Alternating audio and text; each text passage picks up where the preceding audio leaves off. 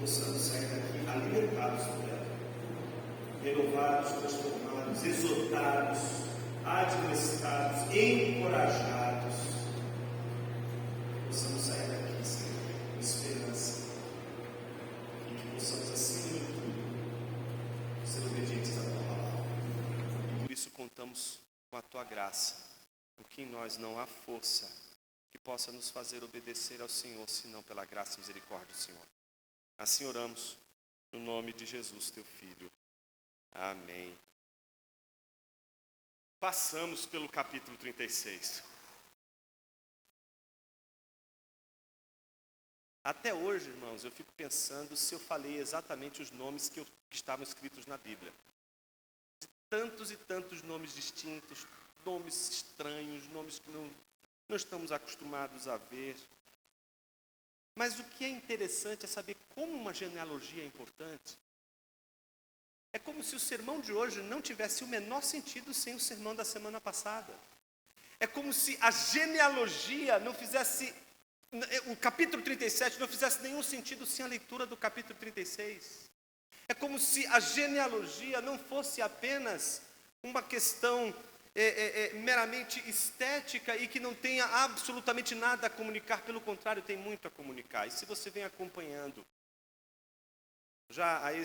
sobretudo nesses últimos domingos, a reflexão centrada na vida e no desfecho de uma etapa da vida de Jacó e o início de uma outra etapa, você já sabe que o texto que nós começamos a refletir nos últimos domingos, sobretudo o final do capítulo 35, quando retrata a morte de Isaac, e mais uma vez o reencontro de Esaú e Jacó, nós vimos que, em primeiro lugar, antes desse reencontro acontecer, Jacó passa por uma das situações mais terríveis nesse momento de sua vida, que é ver seu filho, Rúben, que é o primogênito, que é aquele que deve receber todas as orientações do pai para que siga o governo do clã, siga o governo da família, havia traído seu pai, se deitando com uma de suas mulheres.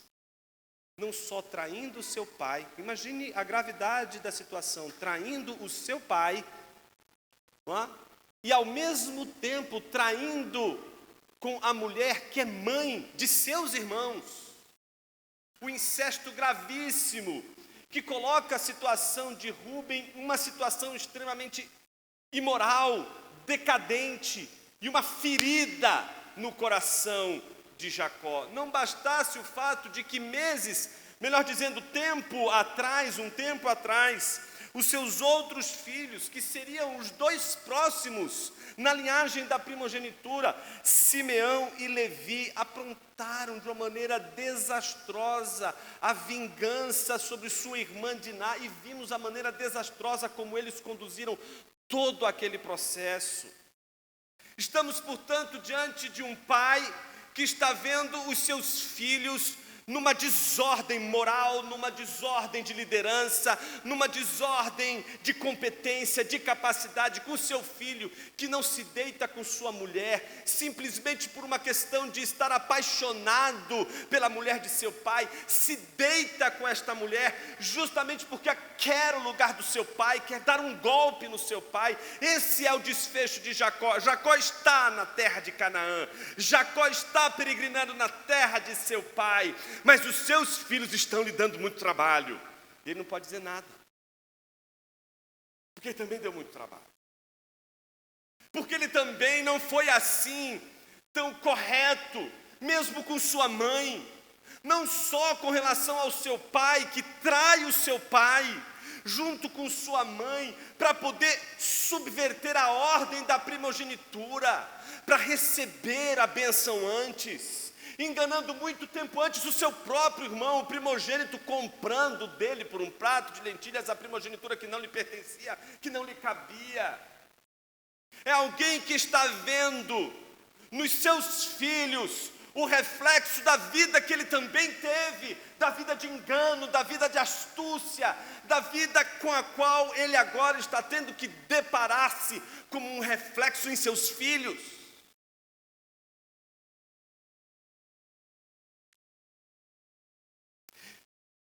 A genealogia mostrou para a gente o outro lado da moeda.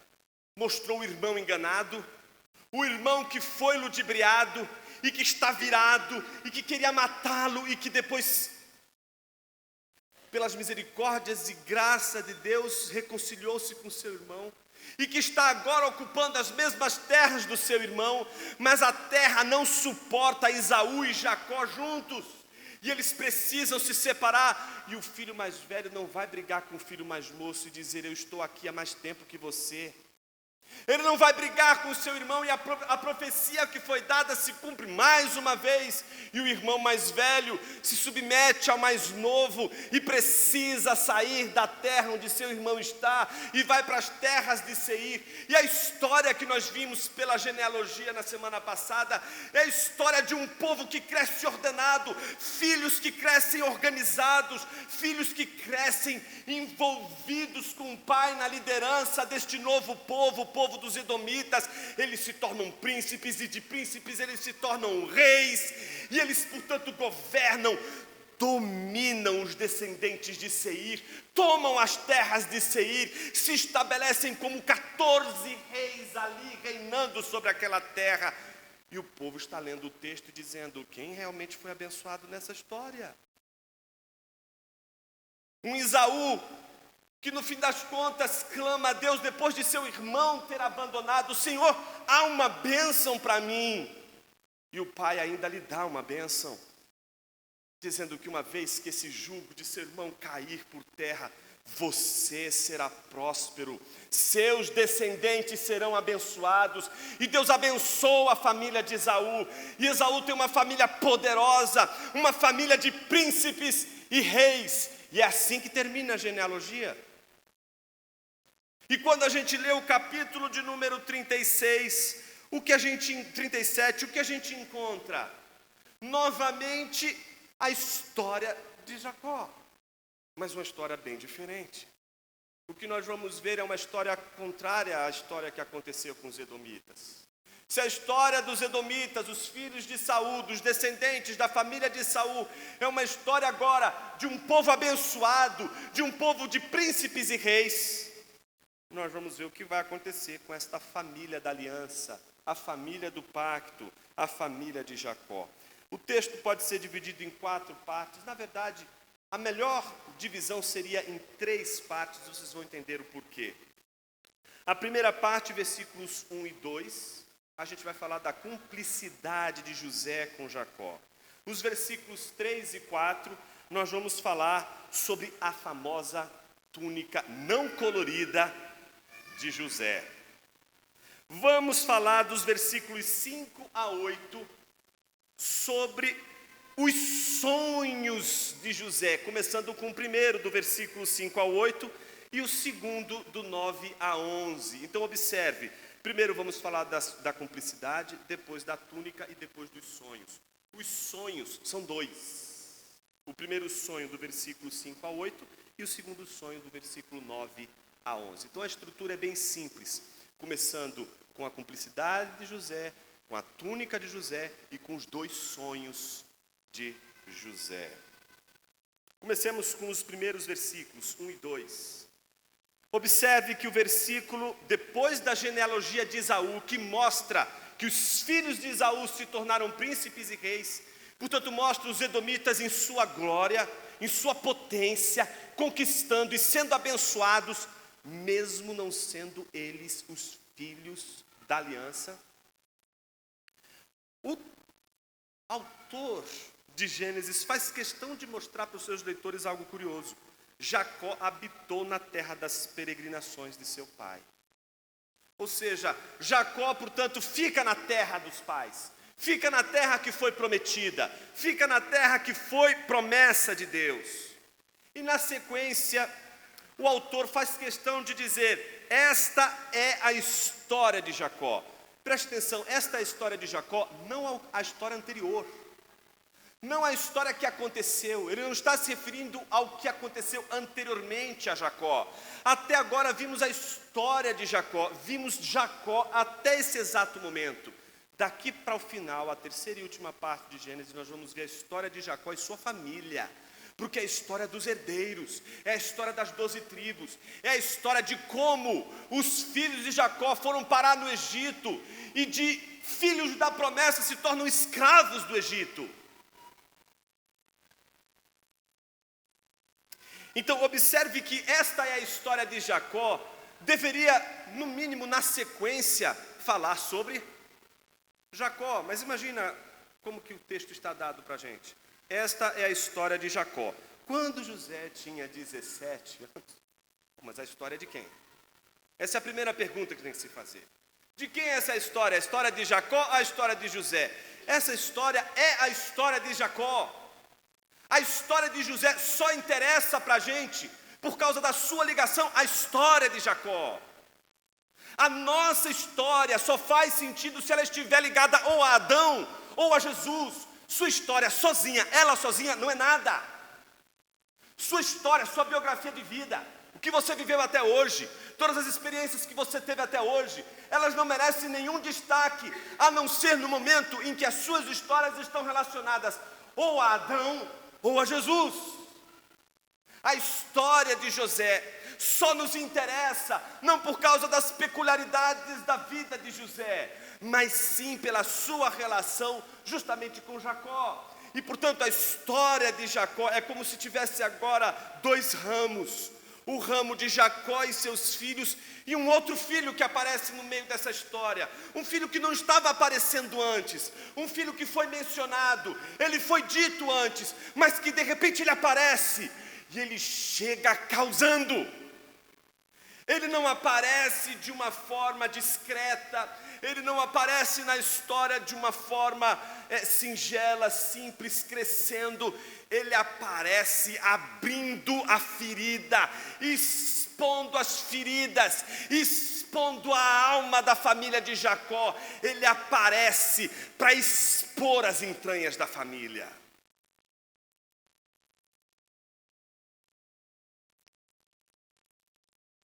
E se você analisar o texto, você vai perceber que a gente vai ver uma progressão da história de José. Ela nos interessa porque ela é a história de uma escalada da violência. A violência, ela sempre é um movimento de escalada. Não basta simplesmente você olhar para uma pessoa e não gostar dela. Não dá para jogar uma pedra?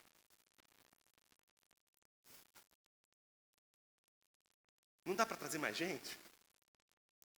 Não dá para montar uma conspiração? É só montar uma conspiração e chegar na hora certa. São só 33 facadas. Deixa a 33ª para Brutus. Toda violência, ela é sempre um movimento de escalada. A violência, ela sempre começa com um gesto. E desse gesto grosseiro, desse gesto que não é bacana, que é pelo contrário, é um gesto que não representa absolutamente outra coisa senão o início da violência, apenas um gatilho para uma explosão muito maior. Nós vemos isso em famílias, nós vemos isso em igrejas, nós vemos isso em empresas, em organizações. Nós vemos isso e observamos isso, embora não queiramos, observamos porque os jornais não nos deixam de ver, de nos mostrar o quanto isso acontece no reino da política, no reino das disputas de governo, nos poderes. Todas as vezes que nós encontramos a escalada da violência, nós vemos o ser humano cada vez mais mostrando o que ele é capaz de fazer. E a grande pergunta é: haverá um freio para a violência? Haverá um catecon, um poder que freia o poder do anticristo, o poder daquele que é contra Cristo, o poder da violência. Observe como a escalada da violência acontece em José. O narrador faz questão de mostrar para você que José tinha 46 anos de idade, 50 anos de idade, que José tinha 50 anos de idade, 46 anos de idade, isso? Uma pessoa madura, vivida, uma pessoa com experiência, uma pessoa que já sabe o que quer da vida. Não, mostra para a gente um José de 17 anos. E um José de 17 anos é um José que nem sabe quem ele é. Tem gente com 46 anos tentando descobrir quem é, com problema de identidade. Imagina uma adolescente de 17 anos. É isso que a Bíblia está mostrando para mim e para você. É um jovem. É um jovem inexperiente. É um jovem imaturo. É um jovem ingênuo. É um jovem também maligno. Jovens também não são flor que se cheire. Você também não é flor que se cheire. Ninguém é flor que se cheire aqui. Desde que Adão fez o que fez, ninguém cheira bem. Todo mundo só fede. Tá? Então, imagina o seguinte. Esse José tinha 17 anos. Mas a gente já sabe que ele não foi um adolescente criado em casa, mimadinho. Primeira coisa que o narrador quer mostrar para você é que ele é criado no campo, apacentando, com responsabilidades. Ele não cresce, e essas são as imagens que a gente vai, às vezes, adquirindo. E hoje eu vou falar bastante também com aqueles que cresceram na igreja ouvindo as histórias de José. Aquela história que vai mostrar o José mimadinho. Você quer leitinho com pãozinho de queijo, bem quentinho, filhinho? Eu quero. Então é o José mimadinho. O José que tem tudo do jeito que ele quer, na hora que ele quer. Mamãe, está sem açúcar. Calma, já vou trazer, meu filho. Não, agora está muito açúcar. Não é um José mimado que não gosta nem de uma coisa, nem de outra. Entende? É um José que apacentava os rebanhos com seus irmãos. Você consegue imaginar um adolescente apacentando rebanhos com outros 2, ou 3, ou 4 irmãos mais velhos? Você sabe o que isso significa? Nem o exército é capaz de explicar o que esse menino é capaz de passar na mão de 4 irmãos. Entende? Todo mundo riu porque sabe. Todo mundo tem família, todo mundo foi, ou foi irmão, ou foi o algoz, ou sofreu bullying. Tá certo? Mas o fato é que seu caráter está aí forjado, seja pelo bullying ou seja sem o bullying. Você está ali, você enfrenta todas as dificuldades que aquele contexto está oferecendo. Imagina que ele é um rapaz de 17 anos, apacentando o rebanho do seu pai, com irmãos, homens arrões já formados, já prontos para a vida, e que não fazem outra coisa senão aprontar. Não são coisas simples. Alguém poderia dizer assim, mas Jonas, o que eles mais fazem? Você acha mesmo que 4 jovens e um adolescente vão ficar olhando para o boi, até o final do dia? Nossa, como é bonito. Essa imagem bucólica. Nossa, será que a vida faz sentido? Ser ou não ser? Não!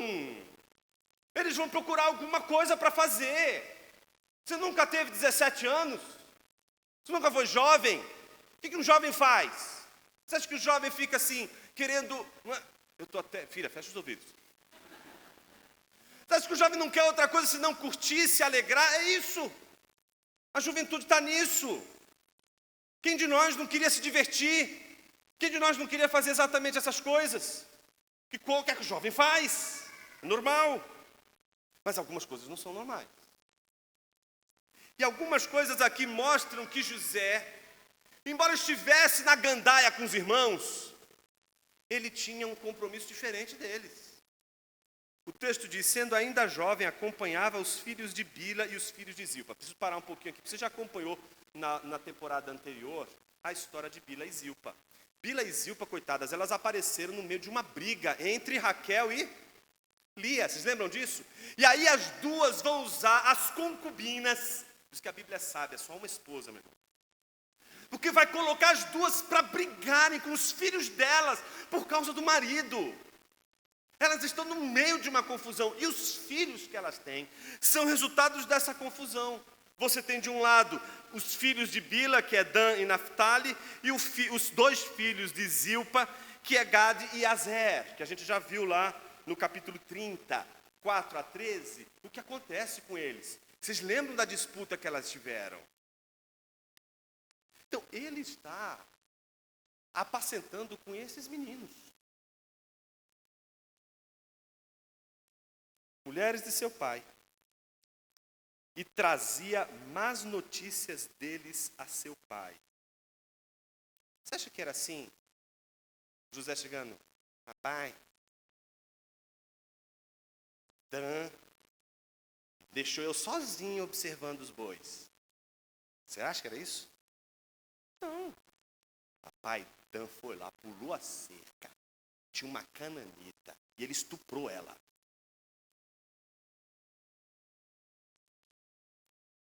Está entendendo? Veja, não é simplesmente, pai, Naftali estava vendo o gado do vizinho, foi lá e roubou um boi. O que a gente está pensando e colocando aqui não são questões de ordem comum que todo jovem faria. Quando o texto bíblico diz que ele trazia más notícias aos pais, ele não estava ali como um X9, sabe? Simplesmente aquele que está ali para acabar com a brincadeira dos irmãos mais velhos. Não se trata de brincadeira dos irmãos mais velhos. Se trata de uma violência dos irmãos mais velhos. A gente vai ver isso mais para frente. Vocês vão descobrir o que isso vai dar. Imaginem que ele está levando ao pai más notícias, porque estes meninos estão extrapolando tudo aquilo que é moralmente admissível.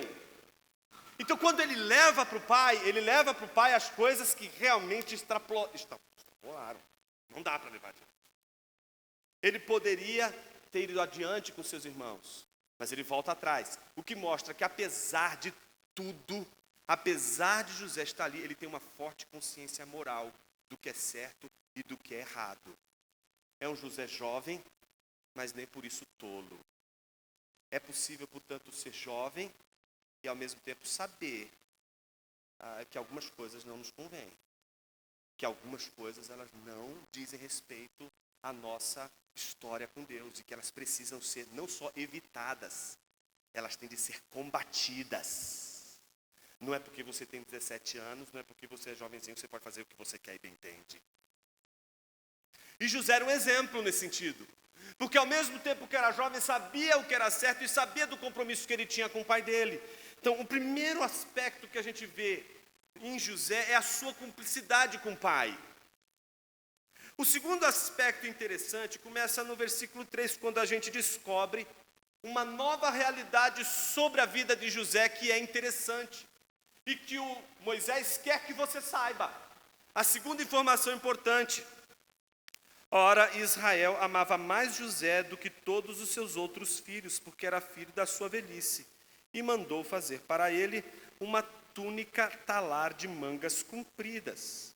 Então, primeira coisa, o que o texto está dizendo? Não chama ele de Jacó, mas chama ele de Israel. Primeiro, já está chamando a atenção ao nome da aliança, ao nome que representa a responsabilidade de Jacó como cabeça de uma raça. Então imagine que Israel, o texto está dizendo, se referindo obviamente a Jacó, amava mais José do que todos os seus outros filhos. E na sequência o narrador diz a razão do porquê ele amava. Por que ele amava? Porque ele era o filho da velhice. Porque é o filho com quem ele teve com a mulher que ele mais amou na vida, que é Raquel. Alguns dizem que, mas e o Benjamim, não era o mais novo? Mas o Benjamim é o filho que também levou a mulher. É o filho que também lhe deu o maior desgosto. No sentido de ter levado a sua esposa. Então parece, ao que tudo indica, que José é o filho da preferência de Jacó, porque lembra o tempo da velhice, mas lembra o tempo da velhice e da felicidade ao lado de sua esposa, ao lado de Raquel.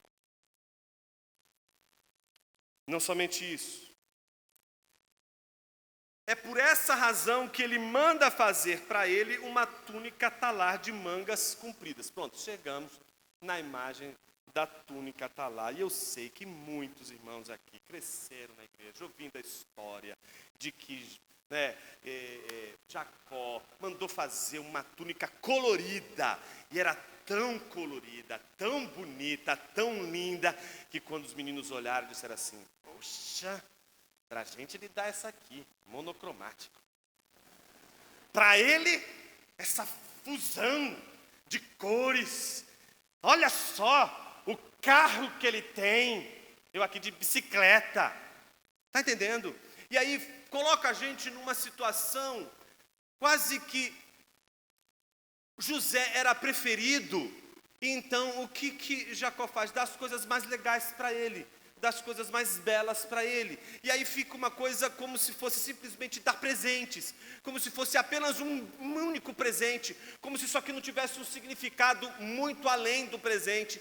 E é por causa desse significado, não por causa das cores, supostas cores da túnica, que faz com que eles tenham inveja de seu irmão. Aliás, essa tal da história das cores vem porque a Septuaginta traduz essa túnica talar como colorida. E aí algumas traduções, seguindo a Septuaginta, que é a tradução grega do Antigo Testamento, chamaram túnica de túnica colorida, mas a túnica não é colorida. O mais forte aqui, um exemplo mais poderoso desse texto, é a túnica talar e comprida, que é o mesmo vestuário que você vai encontrar, por exemplo, em 2 Samuel capítulo 13, versículo 18, quando se refere às vestes reais. Jacó não está somente dando uma roupa bonita para seu filho, está investindo seu filho de autoridade, está dando as roupas de um rei, de um príncipe. Você sabe muito bem o que isso significa entre irmãos, né? A Bíblia fala tanto sobre isso. Jesus já contou uma história tão semelhante, não? O irmão mais velho, trabalhador, faz tudo para que o pai, né, seja abençoado na terra. E o filho mais moço, faz tudo errado, gasta o dinheiro dissolutamente, faz um monte de besteiras, é astuto, mas o pai ama o menino. E aí quando o menino volta, o que o pai faz? Dá a melhor roupa para ele, coloca um anel no dedo. O menino chega a dizer: pai, me trata como um dos seus trabalhadores. Não, ele se recusa. Trata ele como um filho, das melhores vestes, dá um anel no dedo, sapato, ou seja, dá tudo para ele. Quase que uma sessão de teologia da prosperidade agora, meus irmãos. Entende? Tudo está nas mãos dele. Aí chega o outro, né? O filho que é trabalhador. Eu cresci na igreja, não me desviei. Estou me dirigindo a você. Está aqui na igreja, está tanto tempo na igreja, seguindo ao Senhor. Nunca me desviei, fui fiel. Aliás, delatei um monte de crente da igreja que estava fazendo besteira lá para os presbíteros levarem para a assembleia. Estou fiel aqui na igreja. Todos os dias trabalhando. Aí vem esse sem vergonha. E o Senhor dá para ele essas vestes, tudo bom e do melhor. Sabe essa indignação? Você já sentiu essa indignação? Não precisa responder, é pergunta retórica. Não se comprometa. Essa indignação, ela não é só fruto de, foi dada só uma roupa diferente, muito mais bonita, mas não é isso. Observe que quando ele dá essa roupa, é como se ele estivesse dizendo: ele é o meu escolhido para reinar entre vocês e entre os meus, na sucessão. Ele está dando todas as dicas, ele já está dando todos os sinais. Ele é o meu escolhido. Por um lado, quando Jacó faz isso, ele reconhece em José o único que poderia fazer o que os seus outros filhos não estão fazendo. Ele já sabe o que os seus filhos são capazes de fazer. É muito fácil você olhar para Jacó agora nesse texto e dizer assim: nossa, Jacó escolheu um. Mas veja o que Rúben fez com ele. Veja o que Simeão fez com ele. Veja o que Levi fez com ele. Ele conhece os filhos dele. Ele sabe o que está acontecendo com os filhos dele. Ele sabe o que os seus filhos são capazes de fazer. E você que conhece a história e sabe o que vai acontecer depois, sabe muito bem do que esses meninos são capazes de fazer. José sabia a quem ele deveria dar aquelas vestes. E era José. Mas será que é a melhor forma? Será que é assim? Será que o texto bíblico não está também ensinando para a gente que um pai não deveria agir assim com seus filhos? Que um pai não deveria ter os seus preferidos? Que todas as vezes que o pai ou a mãe tem os seus preferidos, isso traz para a família o início de uma escalada da violência. Será que o texto bíblico também não está querendo ensinar para os filhos de Israel que só aquele que escolhe é Deus? E que quando Deus escolhe um povo, e que eles não podem ter os seus preferidos, e que todas as vezes que eles declinam suas preferências, os seus filhos começam uma escalada de violência. Esse texto, portanto, do ponto de vista moral, também está ensinando a nós, você que é pai, você que é mãe, a como lidar com seus filhos. Mas aí você pensa, não sou casado, não sou casada, não tenho família. Você não trabalha? Você não trabalha não? Trabalho. Então, na sua empresa, quando você trabalha, se você, não sei se você é um encarregado, não sei o que você é, não sei que coisa que você pode estar fazendo. Se você tiver seus preferidos, você também estará começando a escalada da violência. A escalada da violência, ela começa quando todas as vezes que nós temos os nossos preferidos e declinamos essas preferências, nós estamos declinando exatamente não só a nossa vontade. Nós estamos servindo como gatilho para a inveja. E é também um pecado servir de gatilho para a inveja. Provocar um filho, provocar uma filha, provocar um namorado, provocar uma namorada, provocar um noivo, uma noiva, provocar um amigo, uma amiga, provocar os ciúmes pelas preferências. Essa ardilosidade humana, ela é o gatilho. E quando ela inicia a violência, essa violência pode se tornar uma escalada interminável, que pode terminar numa crueldade impressionante. Ou seja, não dá para a gente brincar com as preferências. E por que a gente não pode brincar com as preferências? Observe o versículo 4. Quando seus irmãos viram que o pai amava mais do que os seus outros filhos, ou seja, o narrador está dizendo, ele amava. E agora o que ele está dizendo? E os filhos perceberam que o pai amava mais do que todos os outros filhos. Qual é a reação deles? Passaram a odiá-lo e já não podiam falar com ele de forma pacífica. Sabe-se de forma pacífica para o povo judeu? A forma pacífica é o shalom. Nenhum deles vai dar shalom para quem não tem paz com eles. Shalom, você só diz para quem você pode ter comunhão, você pode ter paz. O que o texto está dizendo é que aqueles irmãos, a partir daquele dia, negaram shalom a José. Não havia mais o cumprimento do shalom, não havia mais o cumprimento do amor.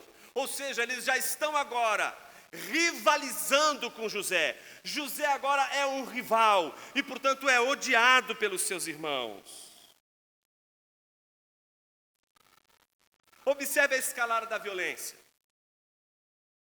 Passado o exemplo da túnica, os versículos 5 a 11, eles oferecem para a gente 2 sonhos de José. E a gente sabe que os sonhos na Bíblia, sobretudo no Antigo Testamento, eles têm uma importância crucial. Né? E naquele contexto, o sonho é extremamente válido, porque você não tem as escrituras como a gente tem hoje. Né? Porque como a gente tem as escrituras hoje, a gente tem 2 alternativas. A pessoa diz, tive um sonho. Não diga. Está escrito na Bíblia? Tá.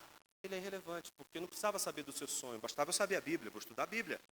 Porque se o seu sonho é o que está na Bíblia, eu vou estudar a Bíblia. Não preciso do seu sonho. Agora, se o seu sonho não está na Bíblia, ele é do diabo, dizia Lutero. Vem de Satanás. Então, para que eu vou precisar do sonho, se eu tenho a Bíblia? Então, pare de sonhar, irmão. Lê a Bíblia.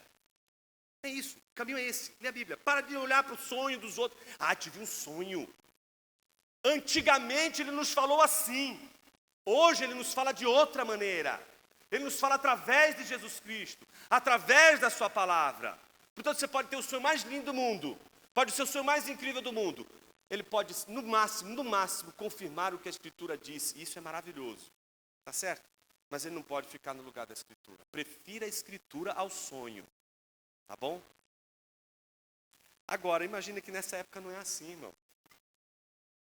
Nessa época as coisas não estão tão claras assim. As pessoas podem sonhar. E a Bíblia oferece para a gente um sonhador. José é literalmente um sonhador, irmãos. E a Bíblia diz no versículo 8 ao versículo 11. Versículo 5 ao 8 primeiro. José teve um sonho e contou aos seus irmãos. Por isso, olha novamente a palavra odiaram. O odiaram ainda mais. X9. Ocupou o lugar dos primogênitos. É o preferidinho, é o queridinho. E ainda vem contar um sonho. Que sonho é esse? Olha que sonho. Imagina, José teve um sonho e contou aos seus irmãos. Por isso odiaram ainda mais. Mas o que era esse sonho para eles odiarem tanto? Imagina, é um sonho tão simples. Peço que ouçam o sonho que tive. Imagina, todo mundo odiando ele já. Ninguém dá paz para ele. Ninguém deu a paz do Senhor, irmão. Simplesmente quando falaram, imagina ele, paz do Senhor. Ele, pois não. Eu quero contar um sonho para vocês. Imagina, o ódio no olho daqueles meninos todos. E ele querendo contar um sonho. Uma pessoa só faz isso, né, quando é muito ingênua. E isso revela o estado juvenil também de José. A ingenuidade ela é inegável. É a experiência que nos torna mais maduros. E eu sei que há pesos e contrapesos. Quando a gente é jovem, a gente é ingênuo, mas a gente tem coragem de fazer cada coisa incrível. Quando a gente fica mais velho, não é? A gente não é ingênuo, mas a gente é cínico. A gente desenvolve um cinismo. Vai dar certo, irmão. Vai tudo dar certo no final. Fica tranquilo. Né? Esse cinismo que faz parte, que acompanha a maturidade, ele também tem que ser combatido. Mas agora a gente não está falando do cinismo dos mais velhos. A gente está falando da ingenuidade dos mais moços. E José é ingênuo. Ele não está percebendo que os irmãos estão odiando ele. E agora vai contar uma história. E qual é a história? Sonhei que estávamos amarrando feixes no campo. E eis que o meu feixe se levantou e ficou em pé enquanto os feixes de vocês o rodeavam e se inclinavam diante do meu. Imagina nessa hora. Como é que a gente sabe que quando Jacó colocou a túnica, ele foi um gatilho para os filhos? Porque os filhos sabiam o que significava aquela túnica. E não é só isso, meu irmão, não é só isso, minha irmã. Você já leu a genealogia. Você já sabe que eles estão sob a pressão dos filhos de Edom. Os filhos de Edom usam túnicas para onde eles vão. Eles têm túnicas longas. Eles são reis, são príncipes, são poderosos. E os filhos de Jacó? Tem um que o pai agora deu uma túnica para ele. Eles sabem o que aquilo significa. Tanto sabem que observe a resposta deles. Então os irmãos lhe disseram. Você acha que foi um jogral? Que a Bíblia está dizendo. E os irmãos lhes disseram, né? Vamos lá, todos dois. Todo mundo junto, numa só voz. 1, 2, 3. Os irmãos, imagina a confusão. Imagina um segurando o outro indo para cima. Todo mundo xingando. Mas no xingamento geral, há uma única questão que move toda a ira de todos eles contra ele naquela confusão toda. E a Bíblia dá voz a essa confusão aos irmãos, dizendo: você pensa que vai mesmo, observe a palavra, reinar.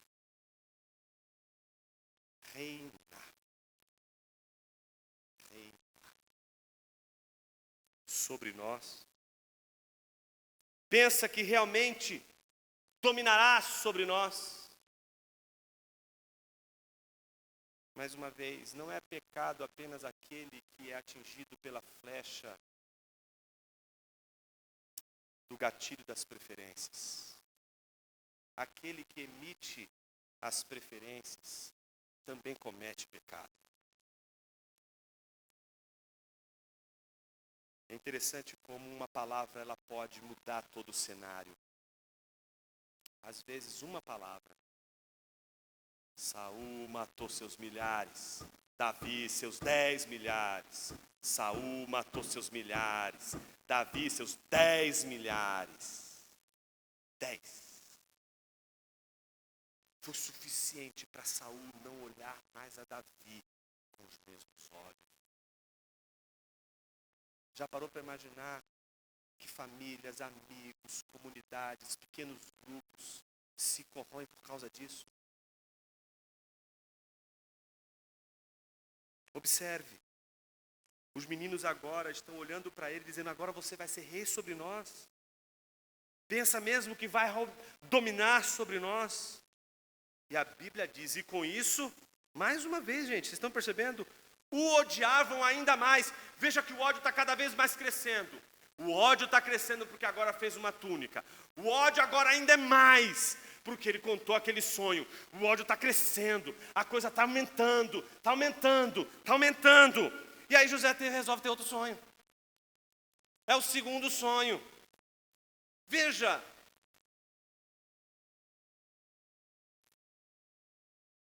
observe que José não consegue nem ele se defender. Ele não consegue perceber a própria cilada que ele mesmo está armando para si mesmo. Ele mesmo não consegue lidar com a inveja, com o ciúme contra ele de pessoas que são muito próximas. Eu estou me dirigindo a você que incendiou o coração de alguém com as suas preferências. Mas eu estou me dirigindo também a você que foi flechado pelo ciúme, pela inveja de outrem, mas porque não consegue também se defender. Porque é tão ingênuo que não consegue enxergar o ódio alheio, não consegue enxergar o clima de ódio, a escalada da violência contra você.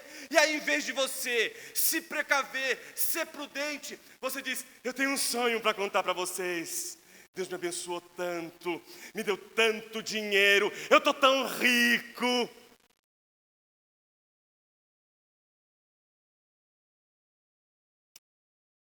José teve ainda outro sonho, diz o versículo 9, que ele contou aos seus irmãos, dizendo: sonhei também que o sol, a lua e 11 estrelas se inclinavam diante de mim. Agora ele meteu mais dois no meio do cenário dele. Antes só estavam os irmãos. Agora ele coloca pai e mãe no meio.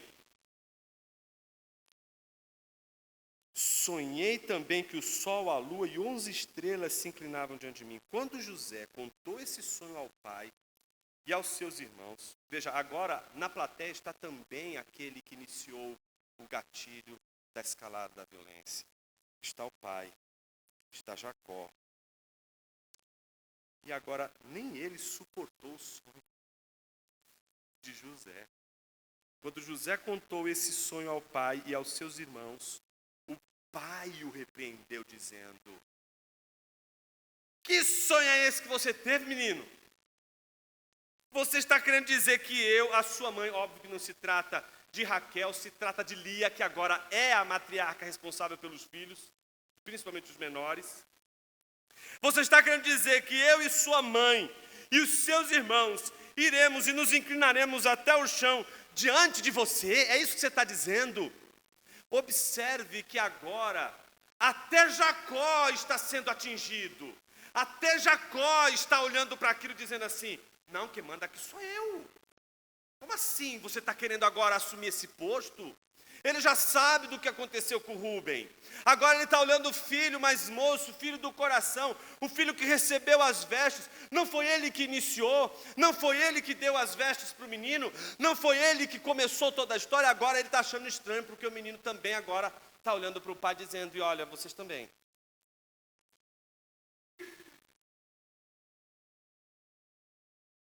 Você não acha estranho o fato de que os meninos, os irmãos, não se revoltaram contra Jacó? Não é estranho?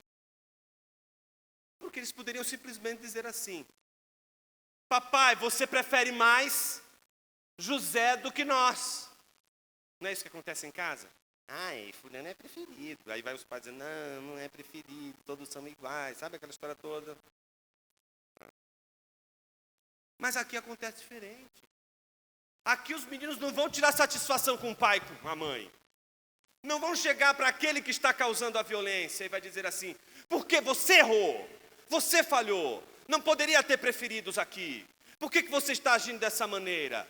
Não, eles não fazem isso. Eles apontam um canhão exatamente para José. Por isso que a responsabilidade daquele que cria a escalada da violência é enorme, porque ele torna vulnerável, objeto de violência, não aquele que cometeu a preferência, mas aquele que foi preferido. Onde está o pecado de José? E aí você, de repente, no seu trabalho está em destaque. Você no seu trabalho está indo super bem. Mas é seu trabalho. E você não está fazendo nada errado. Só está fazendo o que você precisa ser feito. Tá certo que algumas vezes você poderia ficar com a boca quieta, sabe?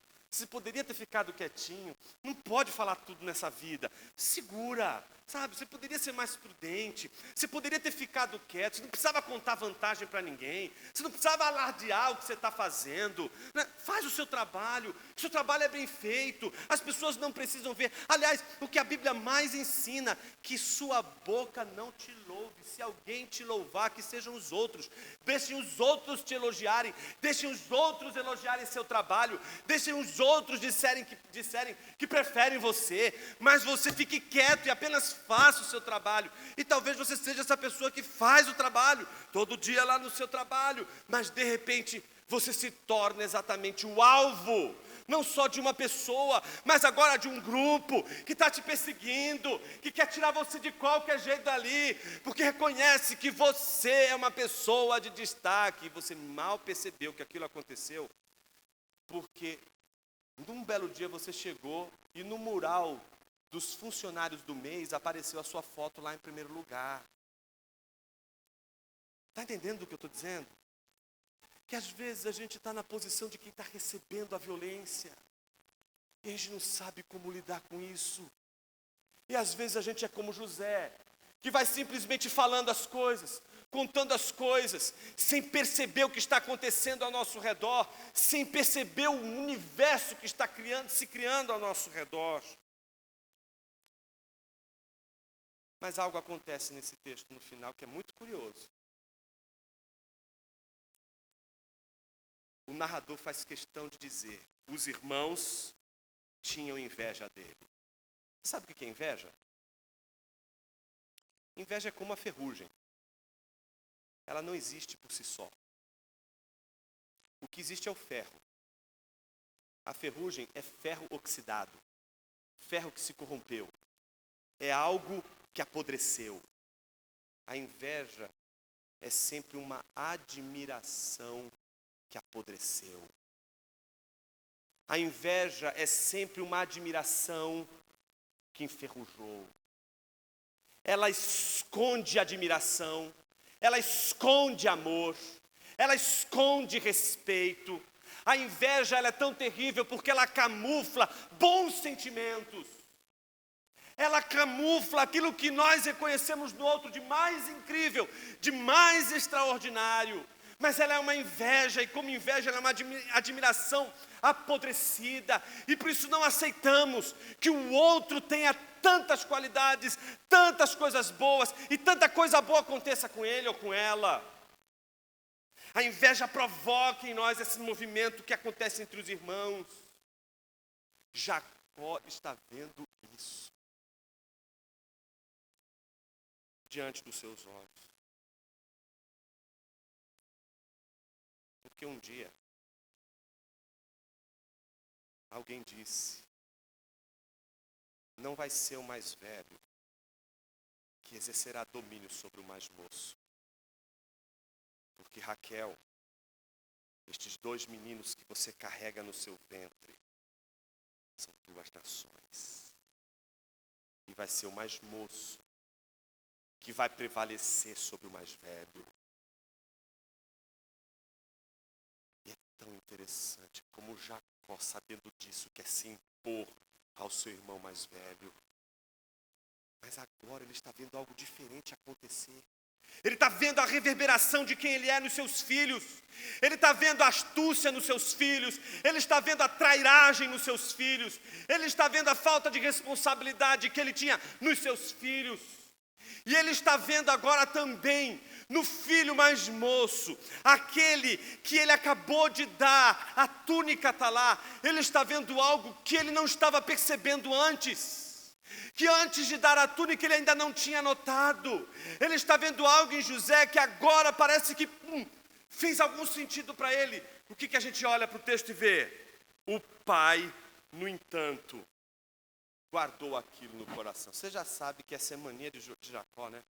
Jacó tem uma mania de, diante de algo que ele sabe que tem que ser feito, ele se cala, guarda no coração. Foi assim com Simeão e Levi, foi assim com Rúben, está sendo assim também com José.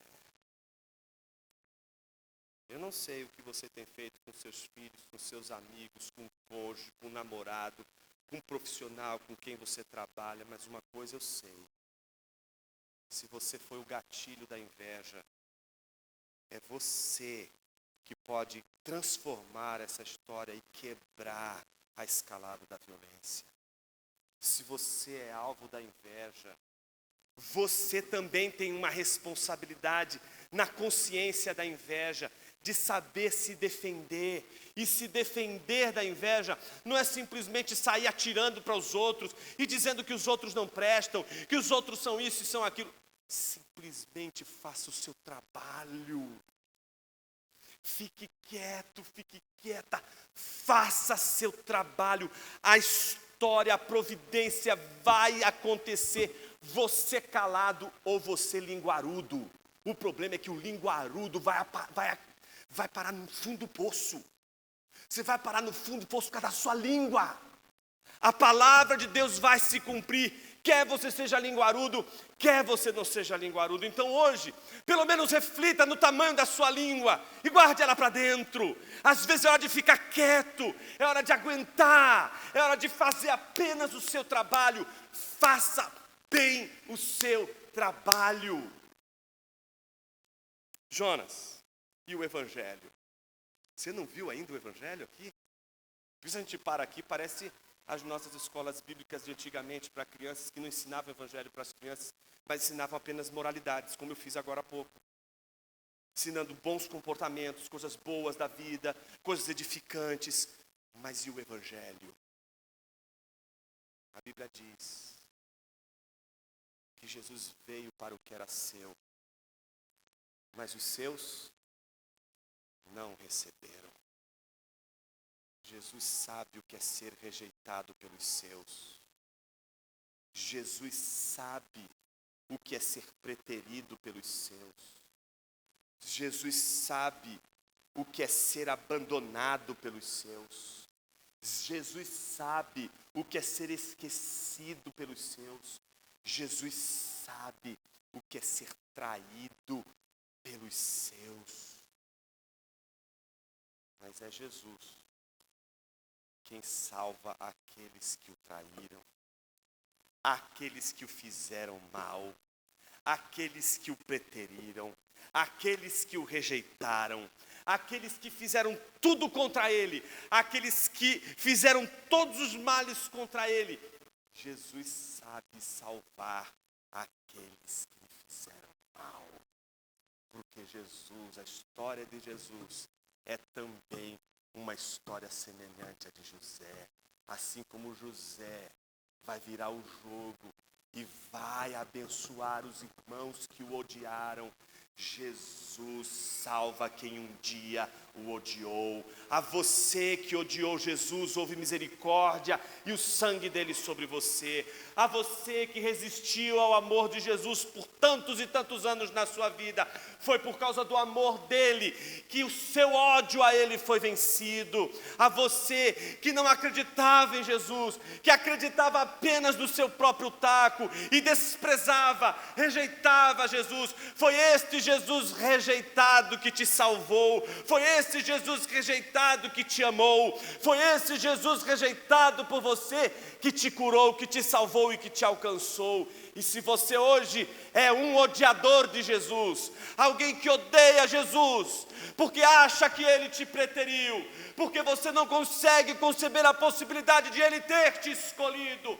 porque você olha para o seu coração e vê tanta vileza em seu coração, olha em seu coração e vê tanta astúcia, tanta maldade, e você se vê tão semelhante a Jacó, você se vê tão semelhante aos filhos de Jacó, e você talvez tenha não outro clamor, senão o mesmo clamor que qualquer outra pessoa poderia ter numa situação como essa. Senhor, por que o Senhor não me escolheu? A você que se pergunta por que Deus tem os seus e por que eu não estou entre os seus. A minha pergunta é, mas por que é tão importante? Por que isso é tão importante para você? Você não o odeia? Você não o rejeita? Você não quer os seus mandamentos? Você não quer cumprir as suas leis? Amar uma formiga é mais fácil do que amar Deus, meu irmão. Amar o seu cãozinho, o seu pet lá, é fácil. Porque a gente consegue amar seres inferiores. Se subir um pouquinho a hierarquia e for para o semelhante, já fica mais difícil.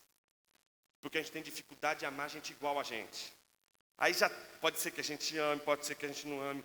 Então, quando sobe a hierarquia, anjos e Deus, meus irmãos, é muito difícil amar. Amar a Deus é só por graça. Mas por que você se importa com isso? Se hoje a sua oração é, Senhor, porque o Senhor não me escolheu, porque você olha para os seus pecados e vê o quanto eles te lançam fora da presença de Deus. Minha pergunta é, por que você acha que você não é escolhido? Se só os escolhidos fazem esse tipo de oração. Se o céu está repleto só de pessoas assim. Se o céu está cheio de pessoas que diriam, Senhor, todos os lugares deste mundo eu poderia estar, menos aqui, eu não mereço estar aqui. O céu é lugar só para gente assim. O céu é lugar para gente que quando encontra diz assim, esse lugar não é para mim, mas eu estou aqui. Isso aqui não serviria para mim, mas eu estou aqui. Se você é um daqueles que se perguntam, Senhor, será que eu sou um eleito? Mas consegue olhar para os seus pecados e dizer, jamais o Senhor me quereria, mas quer, mas deseja. Você só faz isso porque você já foi salvo, meu querido. Você só faz essa oração porque você já foi salva, minha querida. Só eleitos fazem essa oração. Não eleitos não estão nem aí. Não eleitos não querem nem saber. Não eleitos só estão preocupados com formiguinhas e alguns seres humanos. Amar a Deus só é possível se você foi atingido primeiro pela graça e pelo amor dele. E infelizmente, ou felizmente, o amor dele vai chegar antes de você feri-lo. Você vai ferir ele, mas o amor dele vai te alcançar antes de você feri-lo. Antes dos seus pecados atingirem e envergonhar o Senhor. Antes de tudo isso, o amor dele já está sobre você, derramado sobre você. Jonas, eu não posso viver sem esse amor, eu tenho dúvidas. Eu tenho dúvidas sobre eleição, eu tenho dúvidas sobre predestinação. Eu estou vendo essas histórias da aliança, do povo da aliança, eu fico desesperado. Às vezes eu acho que eu não sou eleito.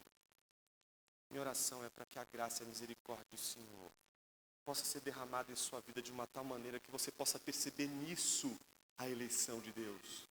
Que nessa problemática toda está a graça de Deus sobre você, trabalhando como um sinal, dizendo descaradamente para você, você não pediu um sinal para saber se você é eleito, está aí.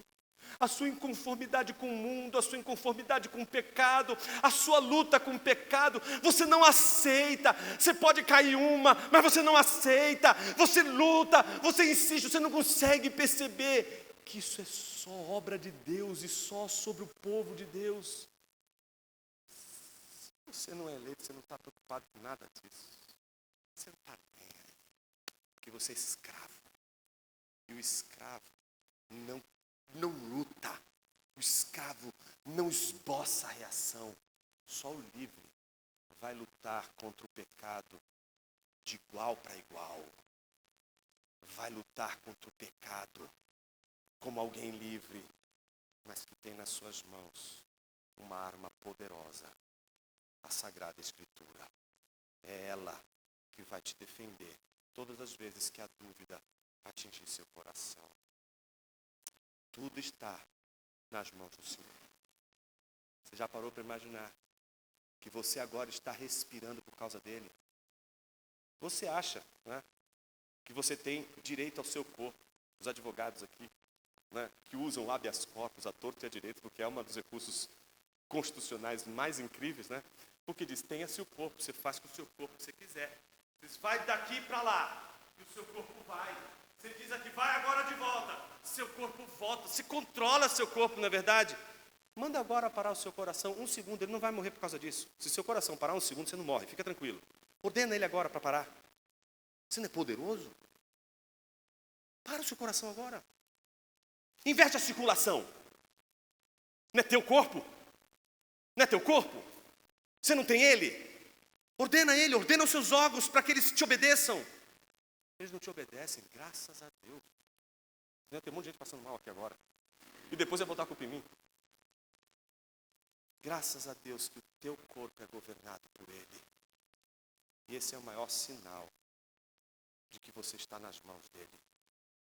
Como uma folha, como um grão de areia, como um sistema solar e como tudo que existe. A coisa mais difícil nessa vida não vai ser acreditar na doutrina da eleição. Vai ser dobrar os joelhos.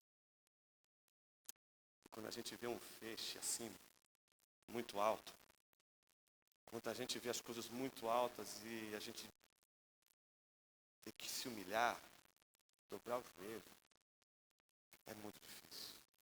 A gente já não consegue dobrar o joelho para quem é igual a gente, quanto mais ao Senhor do Universo.